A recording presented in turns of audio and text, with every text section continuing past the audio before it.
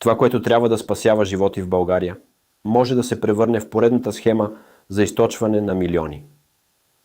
България е сред държавите в Европа с почти липсващ скрининг за рак на дебелото черво.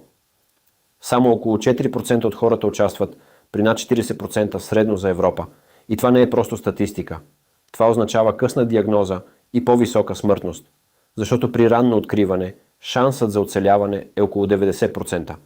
При късно откриване пада до едва 14%. С други думи, скринингът буквално спасява животи. И точно тук идва големият въпрос.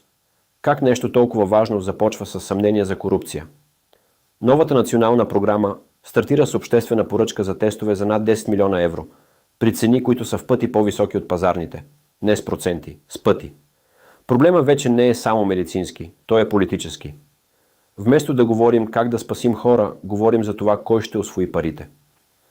Ракът на дебелото черво е едно от малкото заболявания, което може да бъде предотвратено, ако бъде хванато на време.